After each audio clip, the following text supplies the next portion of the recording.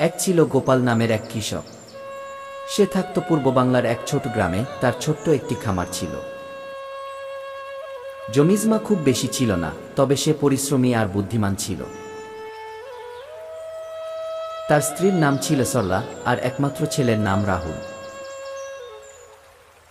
গোপাল জীবনের প্রতিটি সমস্যার মোকাবেলা করত বুদ্ধি দিয়ে, আর সেজন্যই গ্রামে সবাই তাকে কি চালাক কৃষক কি বলে ডাকত। এক বছর বর্ষার পানি ঠিকমতো হয়নি। ক্ষেতখামারে ফসলও তেমন ভালো হয়নি। গ্রামের অধিকাংশ কৃষক ঋণ করে চলছিল। গোপালও চিন্তিত হয়ে পড়েছিল, কারণ তার গরুগুলোও দিন দিন রোগাক্রান্ত হয়ে পড়ছিল। কিন্তু সে হতাশ হয়নি। সে ভাবল, এই দুর্দিনেও যদি আমি সঠিক বুদ্ধি ব্যবহার করি, তবে আমি শুধু টিকে থাকব না, বরং লাভও করতে পারি।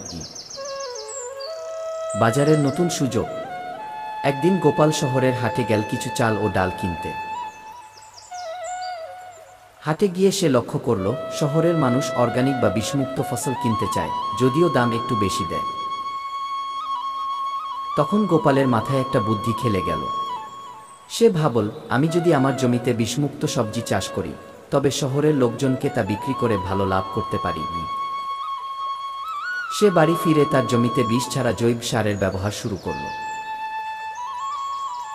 নিজের পালিত গরু ও হাঁস মুরগির গোবর, পচা সবজি ইত্যাদি ব্যবহার করে নিজেই সার তৈরি করতে লাগল।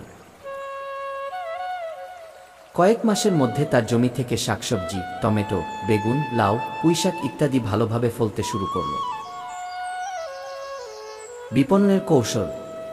তবে শুধুমাত্র ফসল ফলানোতেই কাজ হয় না, সেটা বিক্রি করাটাও একটা বড় চ্যালেঞ্জ। গোপাল জানত যে গ্রামের হাটে গেলে সে ভালো দাম পাবে না। সে ভাবল শহরে গিয়ে সরাসরি ভোক্তাদের কাছে বিক্রি করবে। এজন্য সে শহরের একটি আবাসিক এলাকার ছোট এক জায়গায় প্রতি শুক্রবার অর্গানিক সবজির স্টল বসাতে শুরু করল। প্রথমে লোকজন সন্দেহে ছিল, গ্রামের এক কৃষক শহরে এসে সবজি বিক্রি করছে। কিন্তু গোপাল প্রতিটি খরিদ্দারকে বুঝিয়ে বলত, দেখুন, এই শাকসবজিতে কোনো কীটনাশক নেই। আপনি খেয়ে দেখুন, স্বাদে পার্থক্য বুঝতে পারবেন।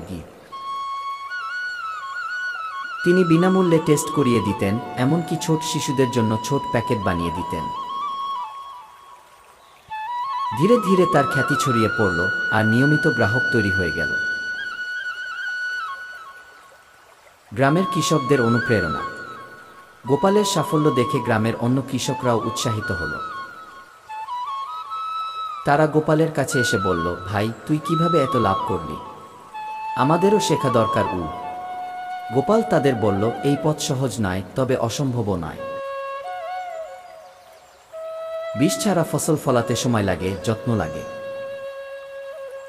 তবে বাজারে এর চাহিদা অনেক বেশি।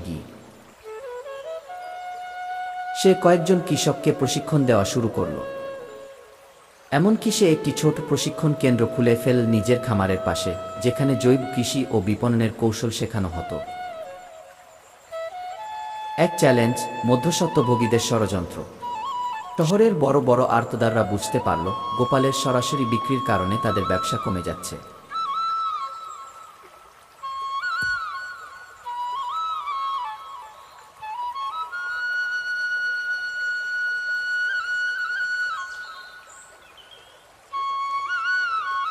এই খবরে কিছু গ্রাহক সন্দেহ করতে শুরু করল। গোপাল বুঝতে পারল, এখন তাকে প্রমাণ দিতে হবে। সে স্থানীয় কৃষি অফিসে গিয়ে তার ফসলের নমুনা পরীক্ষা করায়। রিপোর্টে দেখা যায়, তার সবজিতে কোনো রাসায়নিক নেই।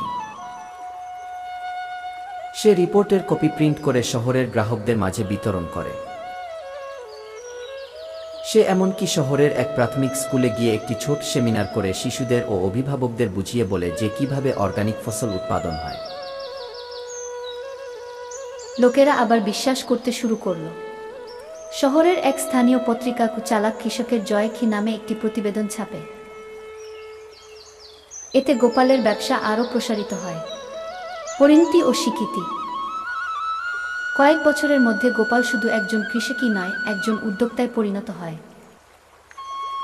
তার খামারে এখন 200 জন কর্মী কাজ করে। সে এখন গ্রামের 500টিরও বেশি কৃষকের সঙ্গে চুক্তি করে শহরে তাদের ফসল বিক্রি করে দেয় এবং ন্যায্য দাম নিশ্চিত করে। সরকারি কৃষি মেলা থেকে তাকে সেরা কৃষি উদ্যোক্তা সম্মানে ভূষিত করা হয়।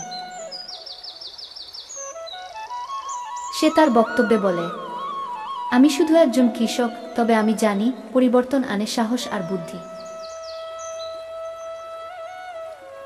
কৃষিকে যদি আমরা শুধুমাত্র হাল চাষ আর গরুর গাড়িতে সীমাবদ্ধ রাখি, তবে এগোতে পারব না। আমাদের আধুনিক কৌশল, বিপণন আর স্বচ্ছতা দরকার। গোপাল ছিল একজন চালাক কৃষক। সে শুধু জমিতে ফসল ফলাতে জানত না, সে জানত কিভাবে নিজের বুদ্ধিকে ব্যবহার করে দুর্দিনকে সুদিনে পরিণত করতে হয়।